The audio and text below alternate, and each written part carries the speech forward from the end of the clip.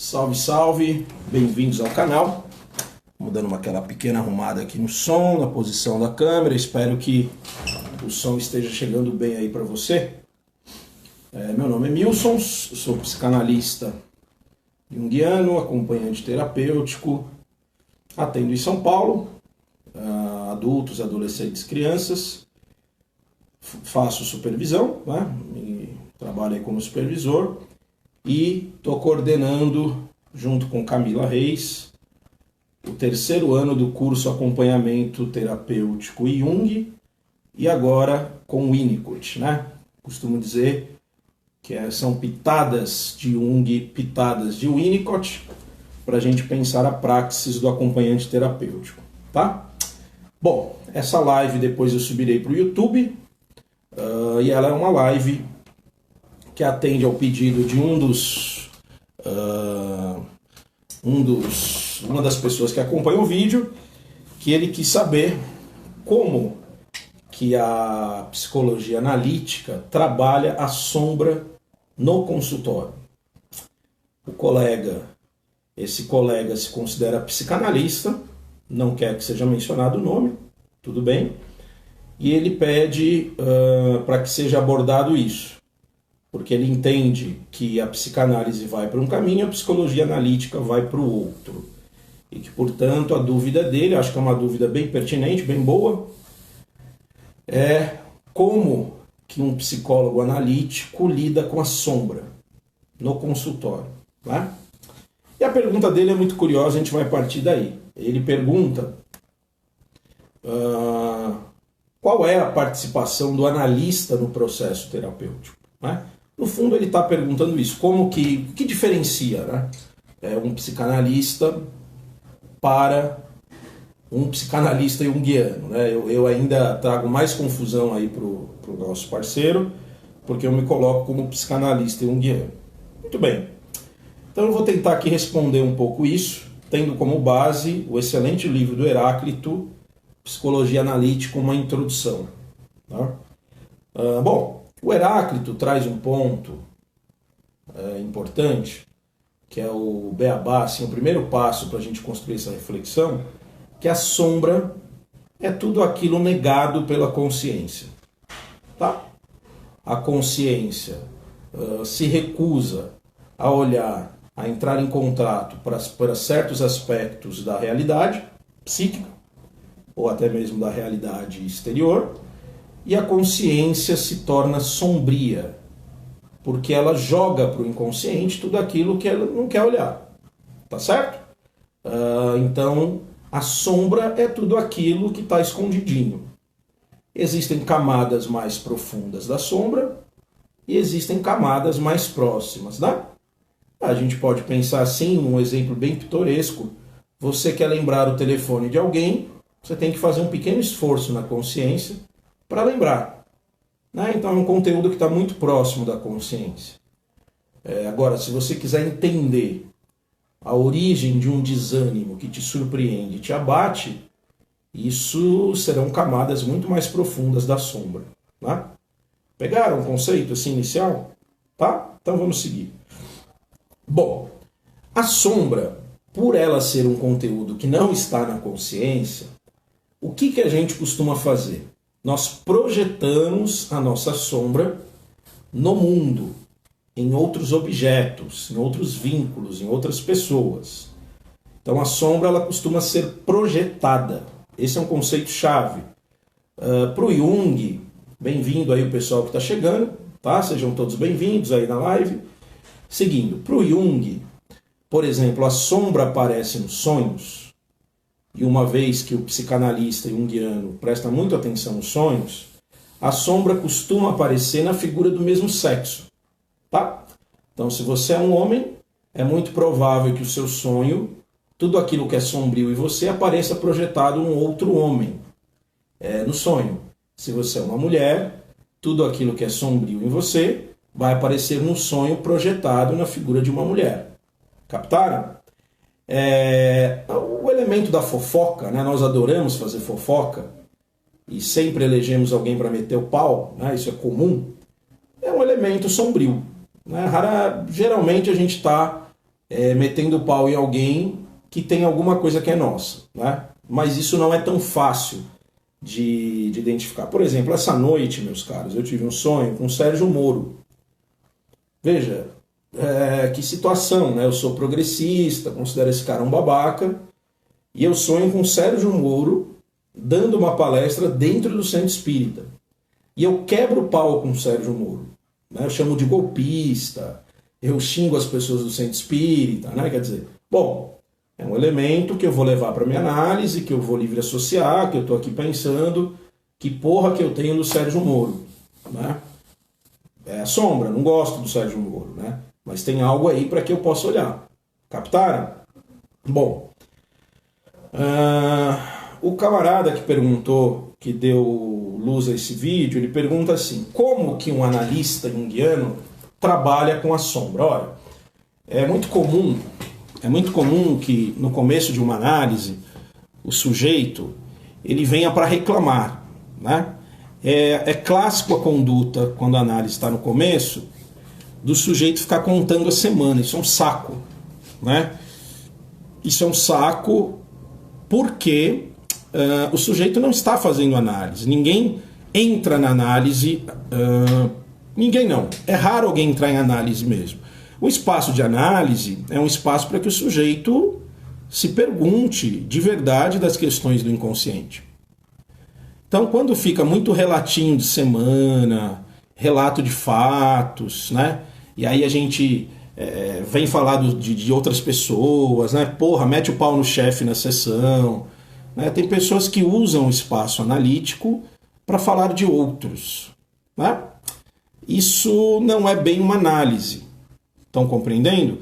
Isso é uma projeção das sombras. Se você vai para a tua análise e enche a análise com fala de outras pessoas, você está dando de bandeja para o analista a sua sombra. Compreenderam? Bom, como o analista vai trabalhar essa sombra? Primeiro escutando. Às vezes a gente escuta esses relatos por muito tempo, né? Para ir configurando uma percepção do que o sujeito está evitando olhar em si. Tá? Então, um psicanalista junguiano, nesse sentido não é muito diferente do freudiano, ele vai ficar atento aos elementos sombrios projetados na figura do mesmo sexo. Né? Então, um sujeito que traga muito homens para sua sessão, ele sendo homem, né? Ele evidentemente tem uma questão com o masculino. Um sujeito que fale muito de mulheres, evidentemente tem uma questão com mulheres. Né? Em linguagem junguiana, a gente tem um ânimos, que é o masculino presente na mulher, e a gente tem a ânima, que é o feminino presente no homem. Então tudo isso vai dando material para o psicanalista pensar a sua conduta, né? O seu caminho analítico. Estão pegando por aí? Bom, aqui é importante destacar uma coisa, né? Uma pessoa que vê o mundo como um lugar mau, ruim, um lixo, né? Uma pessoa muito ressentida, amargurada, destrutiva, né? Tende, não estou dizendo que é, tá? Tende a ser uma pessoa projetiva. Ou seja, ela está projetando no mundo o seu mal-estar, a sua angústia, a sua podridão, o seu lixo, né?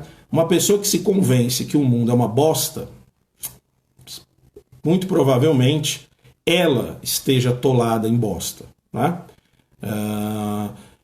De outra maneira, né? Uma pessoa muito otimista, feliz, alegre, né? Cheia de vida, de impulso de vida, pode estar projetando no mundo os seus conteúdos, digamos assim, otimistas, né? Uma pessoa que tem dentro de si uma pulsão de vida, uma história mais amorosa, né? Claro que nem sempre isso acontece, viu, queridos? Às vezes a realidade é muito dolorosa, né? E o sujeito reverbera essa realidade.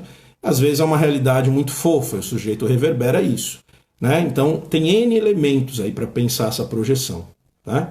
Mas em linhas gerais, o psicanalista junguiano, ele está muito atento, bem-vindo Roger, bem-vindo Michele, ele está muito atento ao mecanismo compensatório da psique.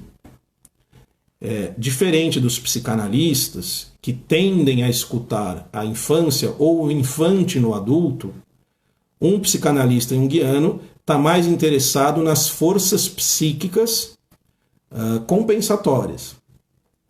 Ou seja, tudo aquilo que está por trás da consciência, né? A gente busca essa escuta do inconsciente por meio desse caminho, tá? Bom, o que é importante dizer também sobre a sombra em análise? Tudo aquilo que está nas camadas mais profundas da sombra, ou seja, do inconsciente, ele tende a se aglomerar, a formar nós energéticos, e esses nós, além de ser projetados, que é uma característica deles, eles também têm livre-arbítrio, eles têm autonomia, eles começam a possuir o ego. Aqui o Heráclito diz o seguinte, todos sabemos que temos complexo, né? Se você estudar Jung, você vai entender isso claramente. O que parecemos não saber é que os complexos podem nos ter, né? E o que é o complexo nos ter? Por exemplo, vira e mexe eu chego na análise furioso, querendo matar seres humanos, né? Não raro, já estou há muito tempo em análise, eu mesmo ao deitar no divã, vou falando da situação que me deixou furioso, e eu paro a sessão e falo, bom, pera lá, vamos lá, né, Milson? Eu falo comigo na sessão. E aí eu digo, vamos lá, Milson, o que tem teu nessa história, né? Você tá puto com tal fulana? Então, tem coisa aí.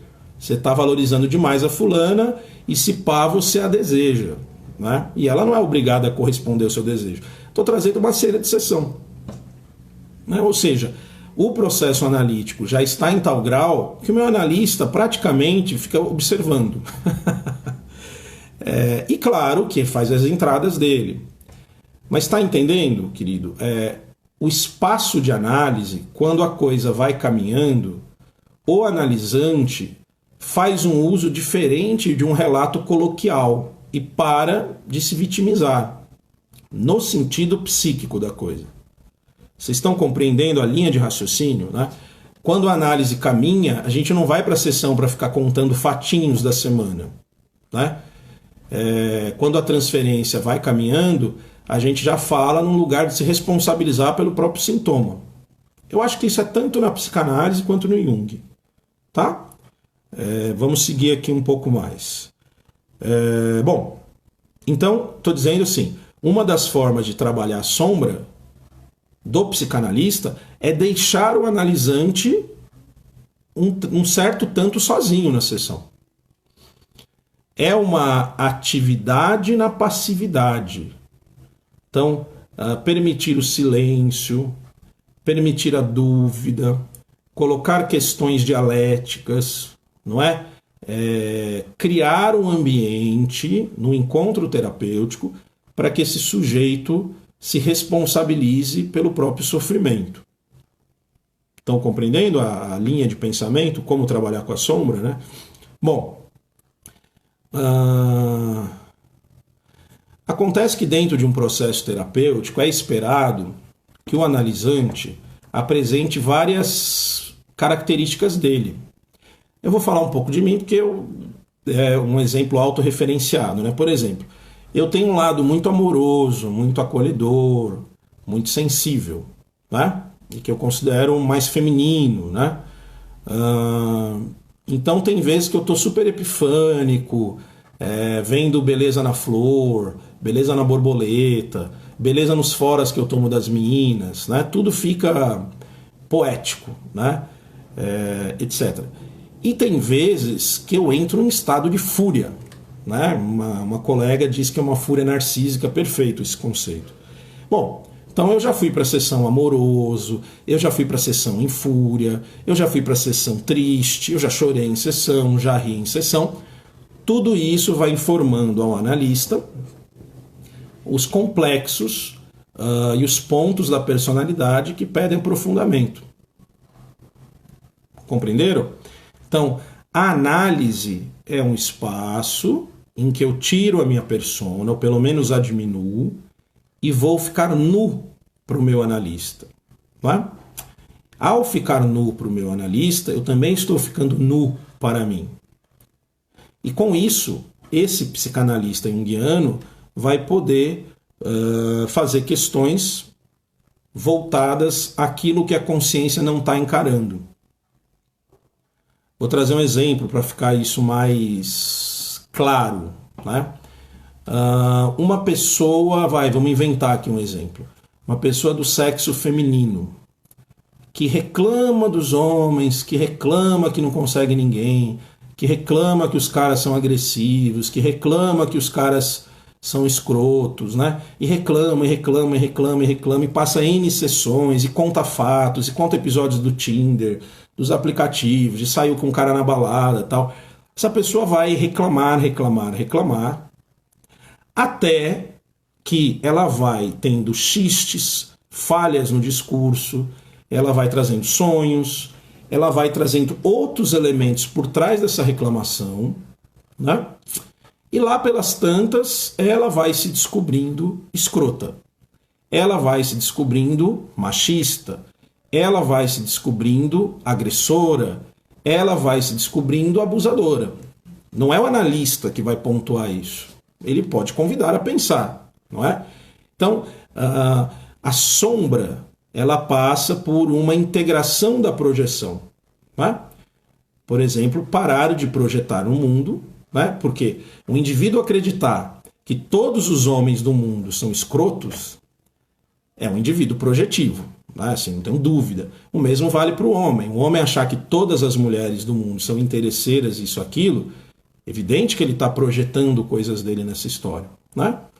E não raro, depois de um processo analítico aprofundado, a pessoa começa a se relacionar, começa a namorar, a encontrar gente bacana, porque ela se tornou uma pessoa bacana, né? Vocês pegaram o exemplo? Faz sentido aí? Do outro lado, quem está me vendo? Bom,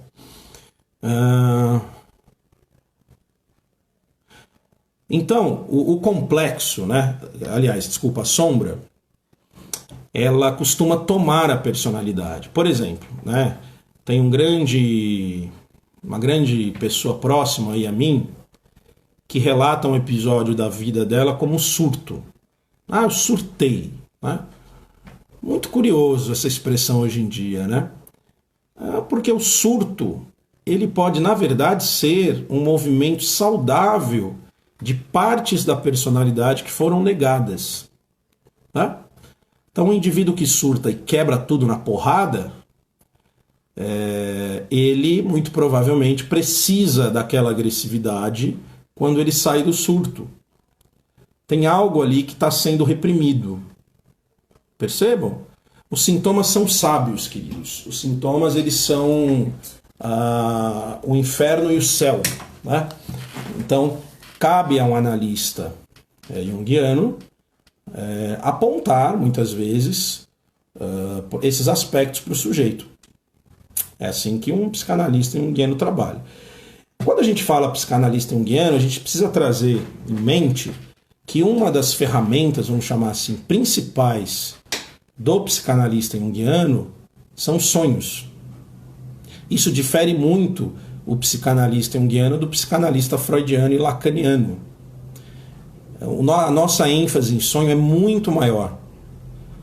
A leitura que a gente faz do sonho, ela é muito mais aprofundada. E ela é uma leitura da imagem pela imagem. Né? O freudiano tende a fazer uma leitura redutiva. Né? Então ele quer decodificar os elementos e ele entende que os sonhos são disfarces. Tá? Isso até hoje predomina na psicanálise. Então quanto mais você se afastar da imagem, melhor é. O psicanalista junguiano trabalha com a imagem pela imagem. Não tem disfarce ali. Nós não operamos com conceitos de mecanismos de defesa. Né? A gente quer entender a imagem pela circunambulação da imagem, girar em torno da imagem. Né? Então, um junguiano raiz, né, um psicanalista junguiano, ele ficará muito tempo debruçado nos sonhos. Isso é um outro diferencial da psicanálise, né? Então, pegando aí as chaves do pensamento, que é muito importante, vamos lá. Tá. Então, falamos aqui da sombra, da projeção, da possessão pela sombra, né? Veja o que diz o Heráclito aqui nesse trecho, que é muito importante. No processo analítico, num primeiro momento, a sombra pode ser compreendida como inconsciente como um todo. Aquilo que eu falei, né? Tudo que está fora da consciência é sombra. Diferente do alto grau de diferenciação dos conteúdos conscientes, existe um elevado grau de contaminação entre os conteúdos inconscientes. Por esse motivo, no início, todo o inconsciente parecerá ter esse aspecto negativo e sofrerá de uma desvalorização ou mesmo da parte da personalidade consciente. Tá. O confronto moral e a assimilação dos conteúdos sombrios, ao menos parcial, leva a uma maior humanização e humildade por parte do sujeito, além de possibilitar a via do autoconhecimento e do conhecimento da realidade, o que inclui os seus semelhantes. Ou seja, ao término de uma análise, com o avanço de uma análise, é comum que o sujeito se torne menos problemático, que o sujeito se torne mais humilde. Na medida que você olha para a sombra em si, você tende a ficar tolerante para a sombra do outro, tá? Essa é um pouco a sacada de uma análise, né? Então, o Jung traz um elemento aqui que a psicanálise não coloca desse jeito, e acho que também não pensa desse jeito, do confronto moral. Então, para um psicanalista junguiano, a moral ela é um ponto muito importante, né? O sujeito, ao lidar com o próprio inconsciente, ele vai ser confrontado pela função compensatória, típica do inconsciente, para que esse sujeito se relacione com o seu lado sombrio, né? Exemplos. Um sujeito muito religioso e que entende o sexo como uma coisa pecaminosa, feia, suja, dá nojinho, não raro ele vai ter um verdadeiro ex-vídeo na sombra, Pornhub na sombra, né? Ele vai ter sonhos de, Marquês de Sade, né? Por quê? Ele está fazendo uma merda, ele está reprimindo os impulsos sexuais que são naturais, e ele está comprando uma briga, perdida essa briga com o inconsciente. E o inconsciente contra-ataca, né? E se ele não escutar esse inconsciente, ele vai ficar com uma neurose gravíssima, né? Com relação ao sexo, etc. e tal. Veja o que o Heráclito diz aqui, respondendo o camarada que perguntou sobre como um psicanalista trabalha com a sombra em consultório. Olha só, olha que paulada no meio da nossa fuça. Um dos imperativos do processo analítico é renunciar a caras ilusões que tem a seu respeito, bem como a seu ambiente imediato, para deixar brotar algo de mais profundo e genuíno. A gente começa a análise achando que a gente é vítima e descobre o algoz. A gente começa a análise achando que a gente faz tudo certo e vê que a gente faz um monte de vacilação, não é? Seguindo, a irrupção da neurose não deixa de ser também uma tentativa de cura. É preciso ter clareza de que o conflito, a desunião consigo mesmo, que está na base da neurose, é algo inconsciente. Se assim não fosse, nunca daria origem a sintomas neuróticos. Tá? Estes só emergem das profundezas quando não se consegue ver o outro lado do próprio ser, aquele que jaz nas sombras. Nessas condições, o sintoma ajuda o lado não reconhecido da alma a se exprimir, como um protesto da natureza, note isso, diante da unilateralidade da atitude consciente, pois o outro lado também possui o direito de ser reconhecido e vivido conscientemente. função compensatória, protesto da natureza. O confronto com a sombra, por mais dilacerante que possa ser, nos ensina uma valiosa lição de humildade, além de possuir um valor social considerável. Ao integrarmos esses conteúdos em um todo harmonioso, deixamos de vê-los apenas projetivamente, de maneira irracional e carregada de afetos explosivos em nossos semelhantes ou em um grupo que julgamos, erroneamente, serem inferiores a nós, quando na realidade enxergamos neles a nossa própria inferioridade, que desejamos ardentemente corrigir a suprimir a todo custo. Tá? Ou seja, é um bom negócio fazer análise. É um bom negócio integrar aquilo que está inconsciente. É um bom negócio quebrar a nossa cara em análise. É um bom negócio sair bagunçado de uma análise. Né? É muito curioso. Quantas sessões que eu não saí com raiva, perdido, confuso, aflito, querendo parar a análise. Olha, foram muitas. Então, uma boa análise ela é perturbadora. Então, um psicanalista junguiano, respondendo ao camarada, ele é um perturbador do ego. Ele vai acompanhando o processo do ego na análise e o ego ele vai ficando vulnerável. Quanto mais a gente faz análise, quanto mais nós tomamos contato com o nosso inconsciente, mais amedrontado ficamos. Então, por um tempo é esperado que uma análise nos leve de um estado de mal-estar para um estado de piora. Porque não se cura nada sem um remédio amargo. Quando nós entramos no estado de piora, que é equivalente a uma regressão, a gente está abrindo como se fosse a casca da mexerica, a gente tira a casca e mostra a sombra para o analista, né? Para o analista e para nós mesmos. Então, o psicanalista junguiano, ele vai lidar com esse material. É na sombra que está a chave, é no inconsciente que está a chave, não é na consciência. Isso dói muito a gente descobrir, né?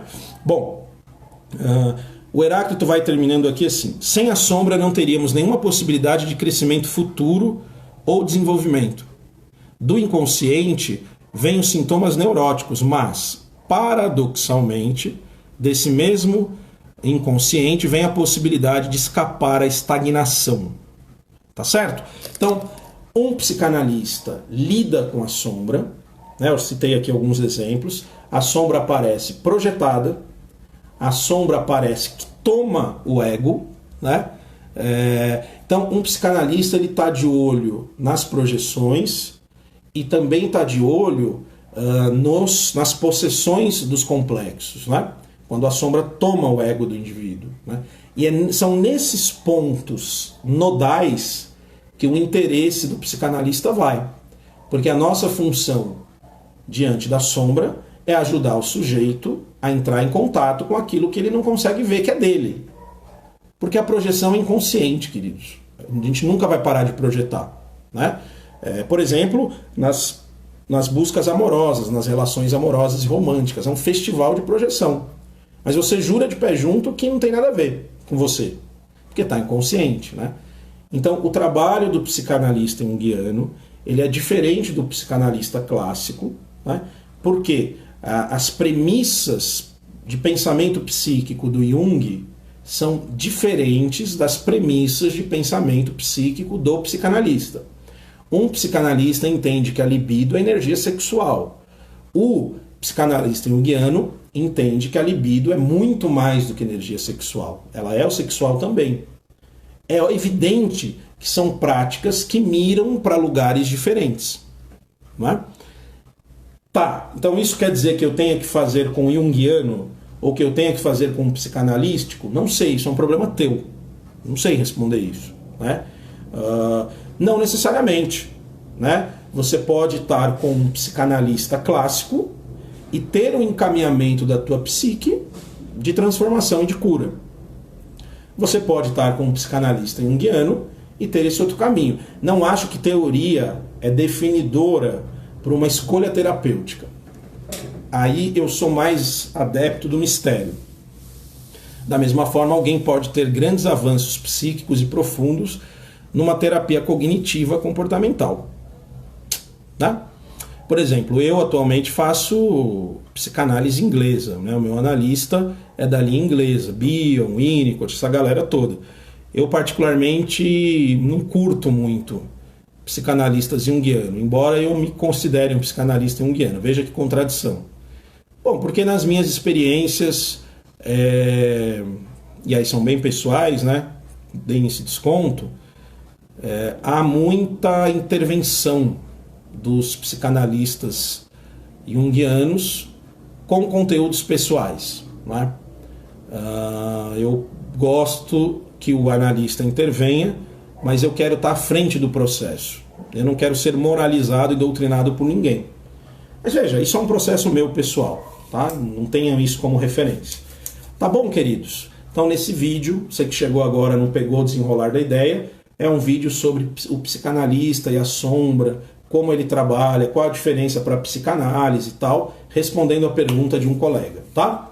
Se gostou desse vídeo, dê o seu likezinho, espalhe por aí, eu vou subir ele depois para o meu canal no YouTube, tá bom? Beijo aí para vocês e fico aí disponível para dúvidas. Forte abraço, até o próximo vídeo.